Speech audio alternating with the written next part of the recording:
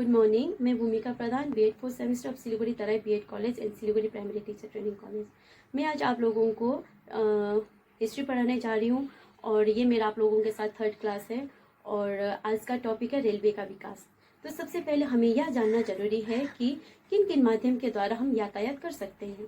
तो सबसे पहले है स्थल मार्ग, दूसरा जल मार्ग और तीसरा है वायु मार्ग। तो वायु मार्ग में आता है हेलीकॉप्टर, रॉकेट, एरोप्लेन। जल मार्ग में बोट, शिप और स्टीमर। और स्थल मार्ग में ट्रेन, बस, मोटरसाइकिल, ऑटो, रिक्शो एक्सेट्रा।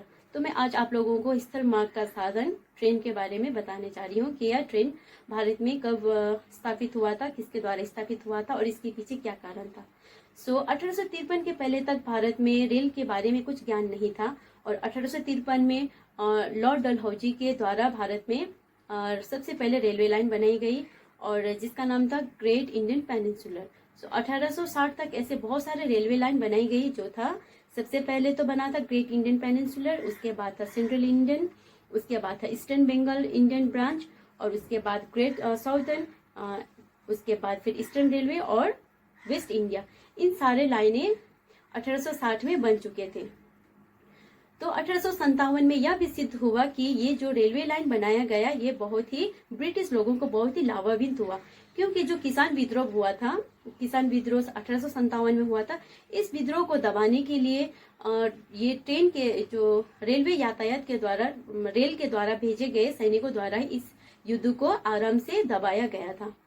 तो इसी तरह ब्रिटिश सरकार को ये बहुत ही ज्यादा लाभान्वित हुआ रेलवे यातायात।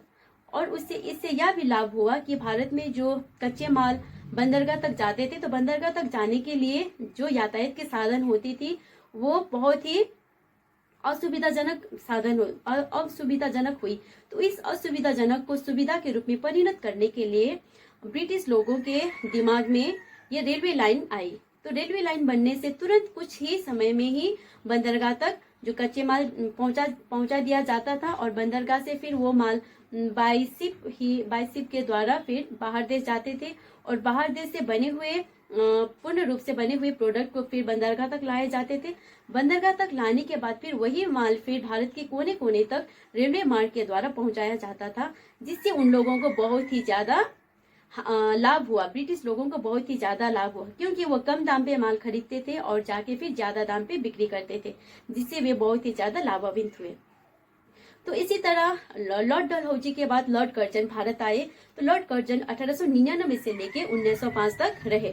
तो 1903 के रिपोर्ट से यह जानकारी मिलती है कि 28,150 मील लंबी रेलवे लाइन बन चुकी थी और 3,167 मील लंबी लाइन अंडर कंस्ट्रक्शन पे था। इस तरह से भारत में बहुत सारे रेलवे लाइन बिछ गई थी। और फिर भारत में ये जो रेलवे लाइन बनाने में जितनी भी पूंजी लगी, ये पूंजी बाहर से आए थे। ब्रिटिश लोगों ने, ब्रिटिश उद्योगपतियों ने लगाया था, क्योंकि ईस्ट इंडिया कंपनी ने घोषित कर दिया था कि जो ज्यादा से ज्यादा भारत के रेलवे लाइन में पूंजी लगाएगा, जितने भी लोग पूंजी लगाएंगे भारत में, उन लोगों को 5% उनका तो वो जो पूंजी लगाएगा वो तो मिलना ही है, उसके बाद फिर 5% उन लोगों को ब्याज भी मिलने वाला है। इस तरह से जब लाभान्वित प्राप्त हुआ उद्योग ब्रिटिश लोगों को, तो उन लोगों ने पानी की तरह पैसा बहाना शुरू कर दिया था।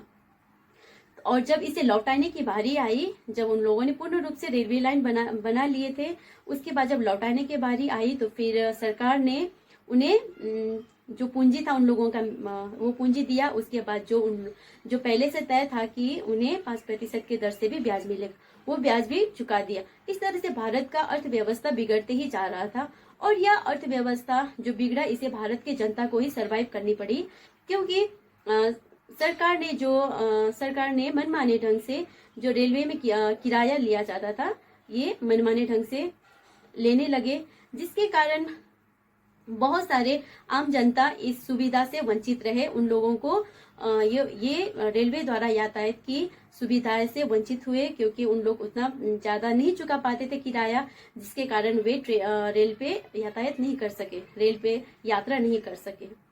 तो रेलवे यातायात से भारत में कहीं हद तक लाभ भी हुआ और कहीं हद तक हानि भी हुई। तो सबसे पहले हम हानि की तरफ जाते हैं कि भारत में क्या हानि हुई।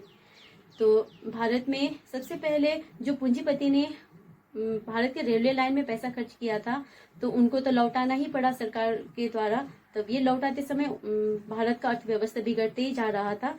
अर्थव्यवस्था बिगड़ने के कारण उसको जितनी भी क्षति हुई, भारत सरकार को उस क्षति की पूर्ति के हेतु भारत सरकार ने जनता के ऊपर थोप दिया और मनमाने ढंग से भारत सरकार ने आम जनता को जो किराया लिया जाता था रेलवे का, वो मनमाने ढंग से लेने लगे, जिससे बहुत सारे जनता इससे वंचित भी रहे, इस सुविधा से वंचित भी रहे। और दूसरा कारण था जो नहर योजना बनाने वाले थे भारत के सरकार ने स्पेशली किसानों को, क्योंकि भारत में बहुत सारे आधा से अधिक किसान अपने कृषि पे ही अपना जीवन व्यापन करते थे, और यह नहर योजना भी न बन पाने के कारण उस समय भारत में कम मात्रा में अनाज उत्पादन हुआ, और जिसके कारण भारतवासियों को अनाज का भी कमी का सहन करना पड़ा। और तीसरा था कि भारत में जो जितने भी बेरोजगार थे, उस बेरोजगारी की संख्या में कमी नहीं हुई, क्योंकि जो बाहर से जो इंजीनियर, जो रेलवे में जितने भी इंजीनियर लगे जाते थे, जितने भी कार्य के लिए जितने भी आदमी लगे जाते थे, वे सारे बाहर देश से भी आते थे, बाहर देश इंग्लैंड से ही आते थे। और भारत के जितने भी जनता थे, भारतीय लोगों को वहां पे सेवा हेतु कार्य नहीं मिलता था, जिसके कारण बेरोजगारी की संख्या बढ़ती ही गई और रोजगार मिलने का कोई सवाल, कुछ तुक ही नहीं था। तो इसी तरह बेरोजगारी की संख्या भी बढ़ती गई। और तीसरा था जो कच्चे माल भारत में आते थे, भारत से बाहर जाते थे जो कच्चे माल, वो कच्चे माल बहुत ही सस्ते दाम पे दिया जाता था, और वहां से जो रेडी हुआ माल भारत में 2 से 3 गुना ज्यादा के दर से दाम से बेचे जाते थे, और जिससे आम जनता इससे खरीद नहीं पाते थे और इसका सेवन नहीं कर पाते थे, और अमीर लोग ही बाहर से आए हुए प्रोडक्ट का इस्तेमाल कर पाते थे।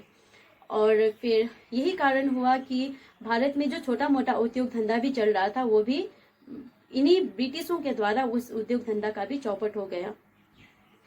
तो इस तरह से भारत को बहुत सारे हानि का भी सामना करना पड़ा कि रेलवे यातायात से, और इससे कहीं हद तक भारत को सुविधा भी मिली, कहीं हद तक भारत को लाभ भी हुआ कि भारत में भले ही ब्रिटिश लोगों ने अपने लाभान्वित के लिए ही रेलवे लाइन बनाया गया था, रेलवे यातायात किया गया था, पर इससे बाद में जाके भारतवासियों को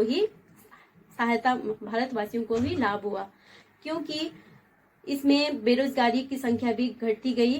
बेरोजगारी वहां पे बाद में भारतवासियों को ही रोजगार मिला। उसके बाद फिर जितने भी उद्योग धंधे थे, जैसे मेनली 3 उद्योग धंधे उस समय बहुत ही विकसित हुए। पहला था जूट उद्योग, दूसरा था कपास उद्योग, और तीसरा था खान उद्योग। तो जब ये बहुत ज्यादा प्रोडक्ट हो जाते थे, कच्चे माल बहुत ज्यादा हो जाते थे, तो एक जगह से दूसरी जगह ले जाने में बहुत ही समय लगता था, पर इस रेलवे यातायात के कारण तुरंत एक जगह से दूसरी जगह आराम से लिए जाते थे, जिससे जनता लोगों को भी कष्ट नहीं होता था। और इसी कारण भी भारत के उद्योग धंधा धीरे धीरे करके विकसित होने लगे, और फिर लोगों में भी एक प्रकार का मित्र संबंध बढ़ने लगा। एक जगह के लोग दूसरे जगह यातायात के लिए जाते थे, तो दूसरे जगह के लोग फिर दूसरे जगह जाते थे, जिसके कारण एक दूसरे के प्रति भाई भाई का एक संबंध जुड़ने लगा। और आगे जाके फिर भारत में ऐसे बहुत ज्यादा उद्योग धंधे खोलने लगे, और बहुत सारे लोग बेरोजगार से रोजगार होने लगे, और भारत का आर्थिक स्थिति सुधरने लगा। इसी रेलवे सुविधा के कारण ही भारत में आर्थिक व्यवस्था की सुधार हुई। लोगों के बीच में मतभेद खत्म होके प्यार की भावना बढ़ने लगी। एक जगह के लोग दूसरे जगह जाने लगे। यात्रा की भी और लोगों को यात्रा का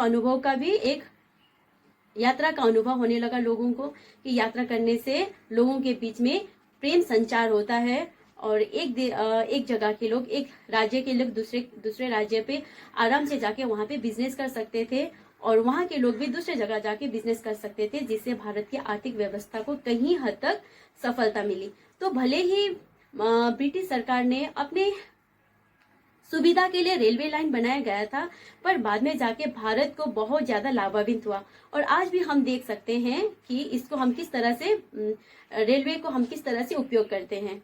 जैसे बहुत सारे जैसे यातायात के साधन हुआ, रेलवे के द्वारा, बस के द्वारा, एरोप्लेन के द्वारा हम एक जगह से दूसरे जगह यानी कि दूर दूर तक जा सकते हैं। और नजदीक तो हम बाईसाइकिल हुआ, मोटरसाइकिल हुआ, इस तरह के द्वारा भी जा सकते हैं। पर रेलवे के द्वारा जो हम लोग यात्रा करते हैं ये बहुत ही सुखद होता है, क्योंकि इसमें बहुत ही कम धनराशि लगती है और एक जगह से दूसरे जगह जाने में भी एक प्रकार का स्मूथनेस फील होता है और किसी तरह का हेजिटेशन भी फील नहीं होता है। जिस तरह से अगर हम गाड़ी से यातायात करते हैं तो कहीं जगह रास्ता खराब रहता है, कहीं उबड़ खबड़ रहती है, तो पर रेलवे लाइन में ऐसे नहीं होती है। ये इसका जो लीक होता है बहुत ही स्मूथनेस होता है और ये सिर्फ स्टॉप और अपने अपने स्टॉपेज पे ही रुकती है। तो माना जाता है कि भले ब्रिटिश सरकार के द्वारा दिया गया यह मुख्य स्रोत माना जाता है और एक प्रकार से इसे हम लोग एक पॉजिटिव वे में भी लेते हैं कि अगर ब्रिटिश सरकार के दिमाग में अगर ये रेलवे लाइन की स्थापना के बारे में, रेलवे लाइन का विकास के बारे में अगर उन लोगों के दिमाग में न आई होती तो आज हम लोग शायद इतना ज्यादा यात्रा के प्रति सुखद अनुभव नहीं फील कर सकते हैं। सो सबसे मुख्य श्रेय ब्रिटिश लोगों को ही जाता है इस रेलवे विकास के लिए।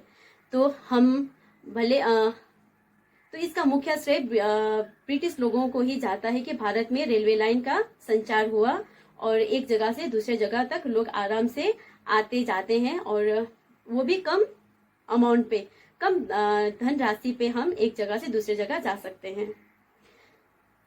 धन्यवाद।